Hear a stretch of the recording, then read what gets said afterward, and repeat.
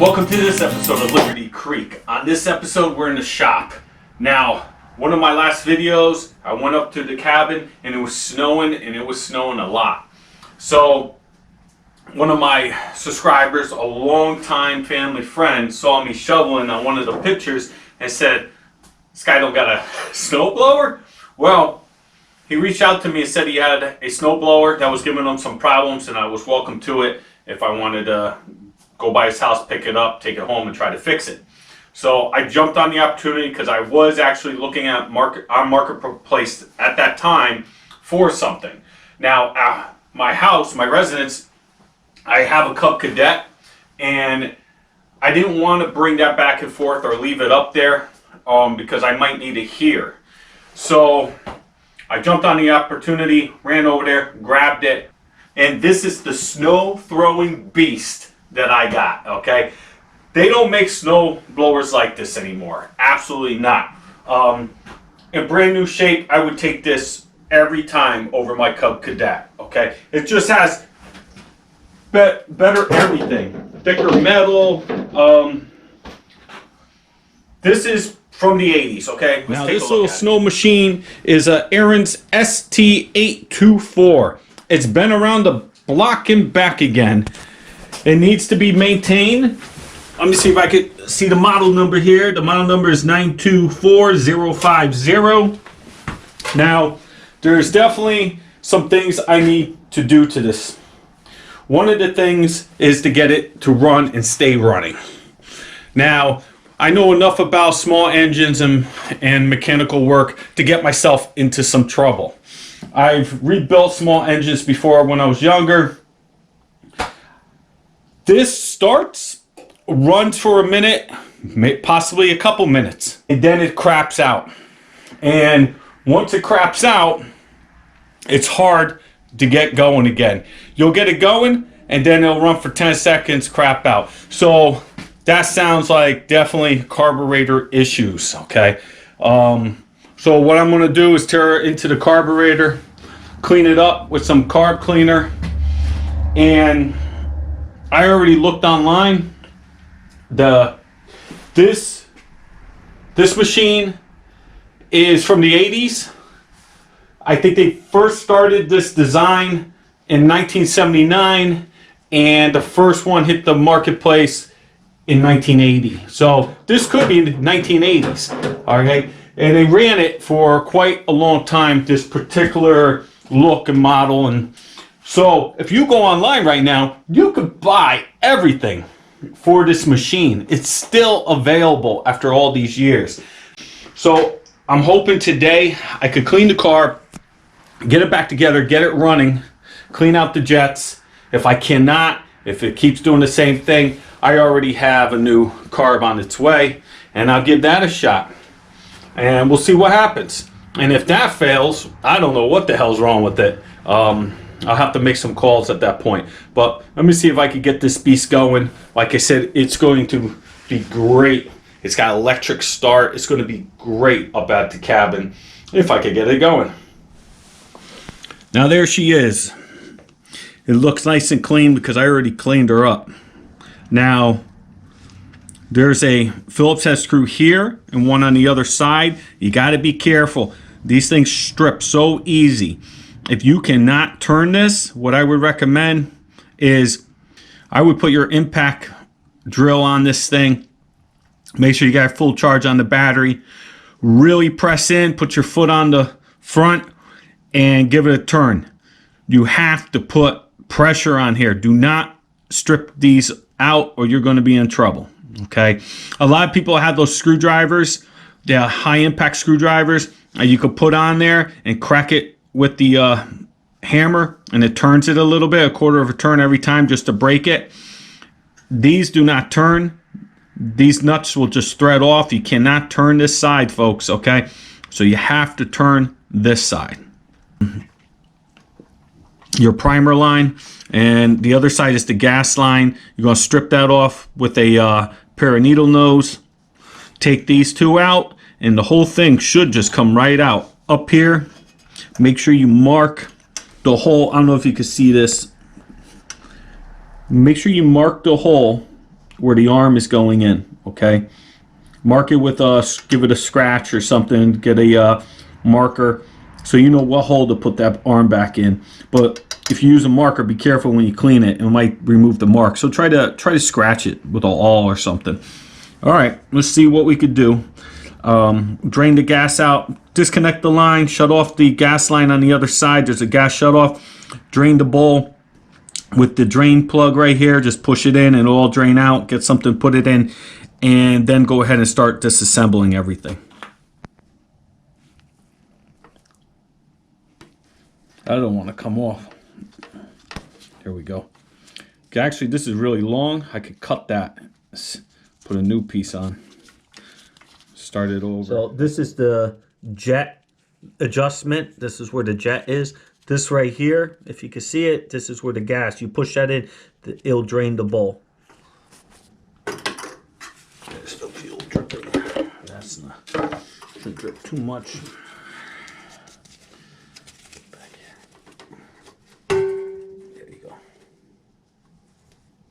Okay.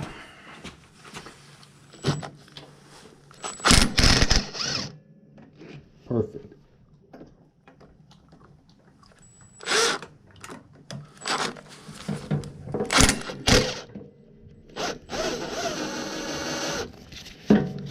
It's back there. You put your finger on the nut. It comes right off. Try not to drop it to the unknown.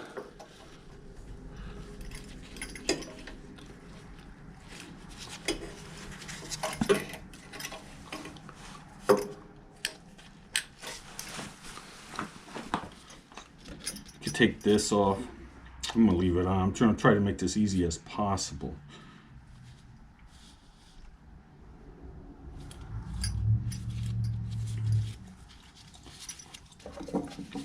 Take the bomb jet. To take the bowl off, you need a 7/16 wrench. Down on there, just like that.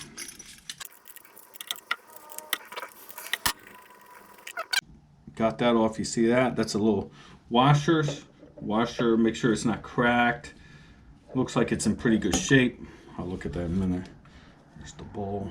Bowl's got some stuff in it.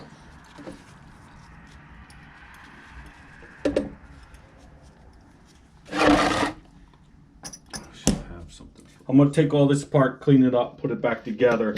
It looks like it's in pretty good shape, be honest with you.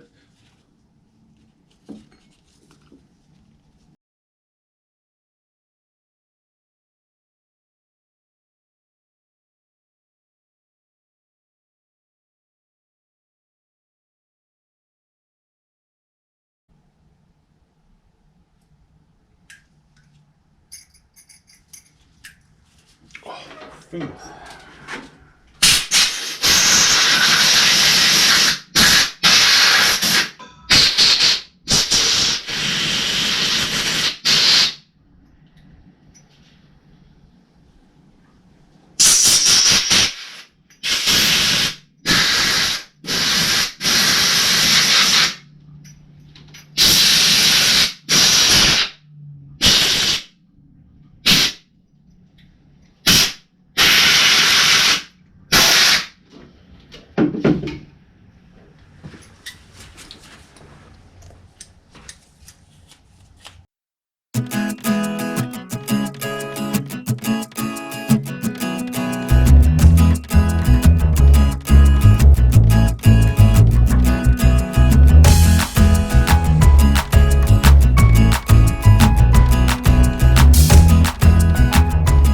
I am done cleaning the carb up. I took it all apart, cleaned out all the jets.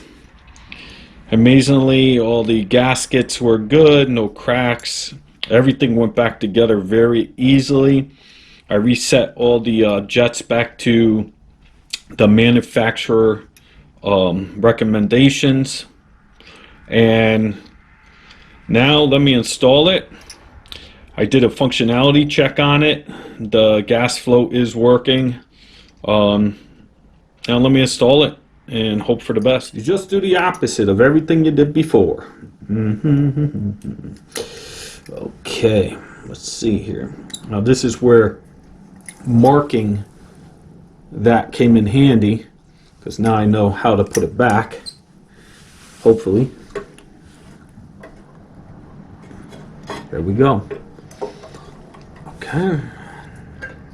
Just stick my bolts in. There we go. Grab the other one.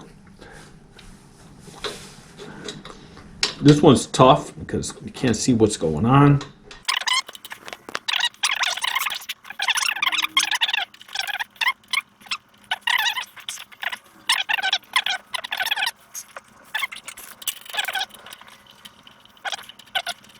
You want to make sure everything's lined up perfect. And snug them before you torque them.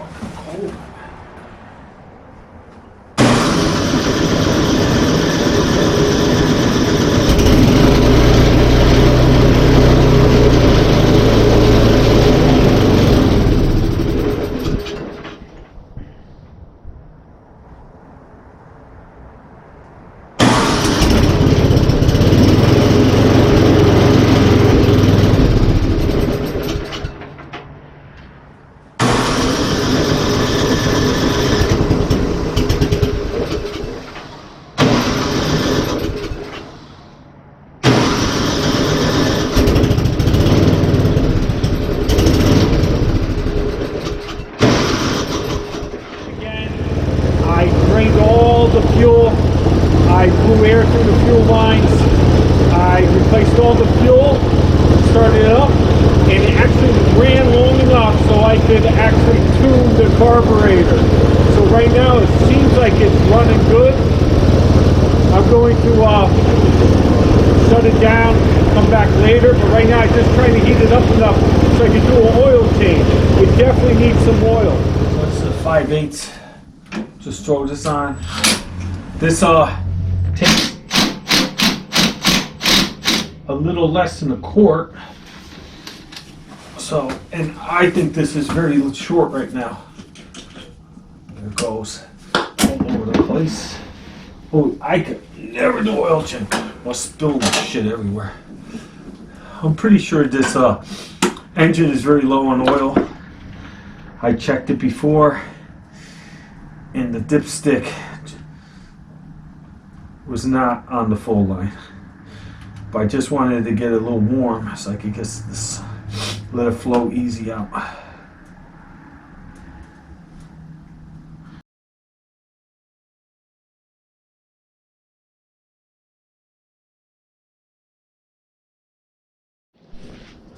All right, so I'm out here in the shop and it's snowing. I'm about to go give the snowblower a test run. Now, I just started it up. It is running fine, running like a beast. Now, after cleaning the carburetor twice, going through it, I would start it. It would start. It would run for a while. It would die. I couldn't get it started again. I let it sit for a little while, come back, it would start. It was really had me scratching my head. So I reached out to a friend of mine that was on Facebook that saw me having some trouble, and he said, I have no problem, I'll stop by, take a look at it with you.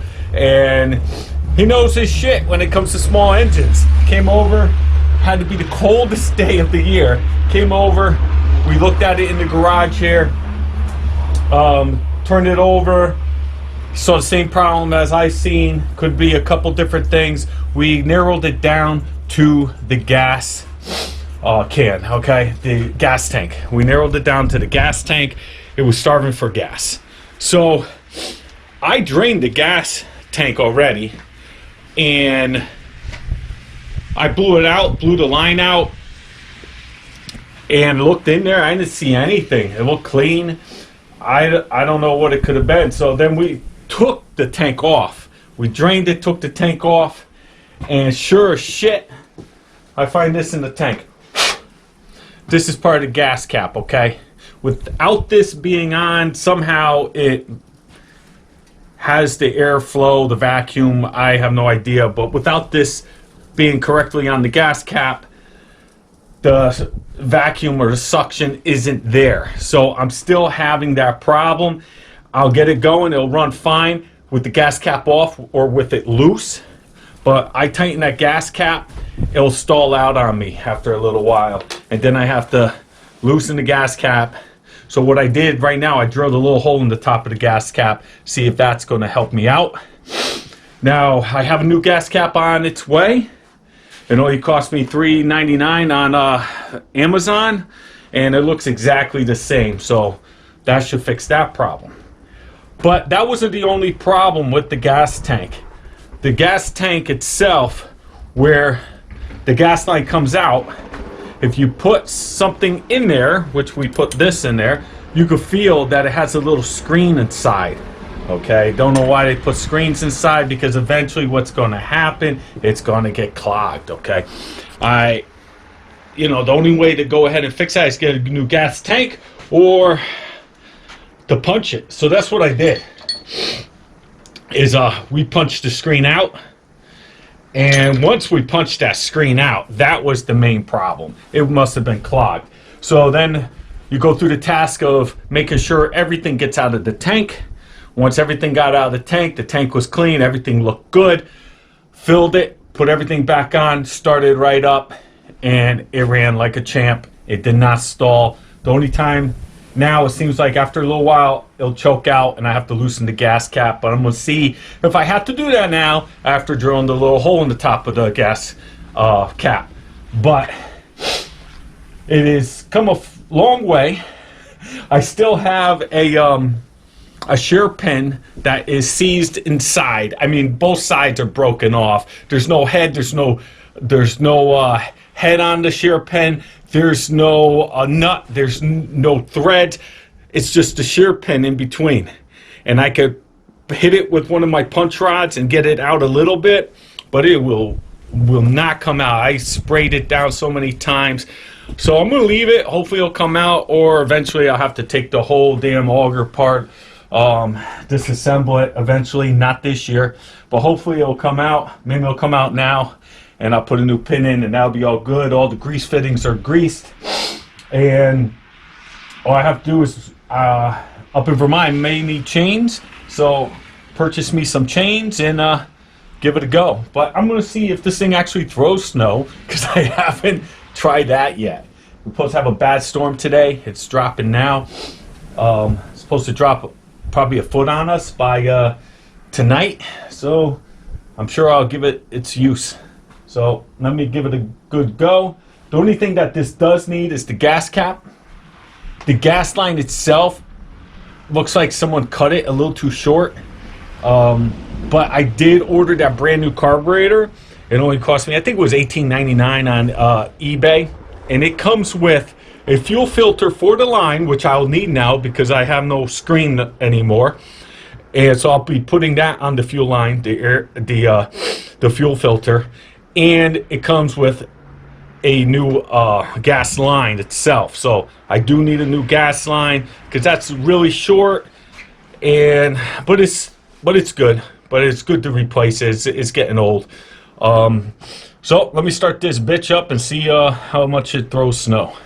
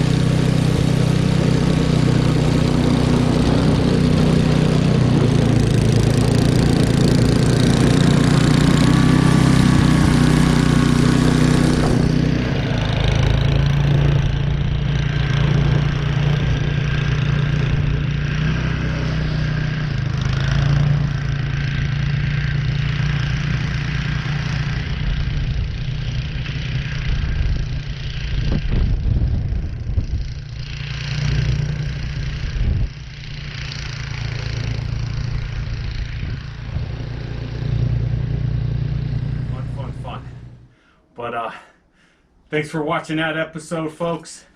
Hit that subscribe button, hit the notification bell. Thanks for watching, and once again, thanks Jim, and thanks Paul. Thanks for watching.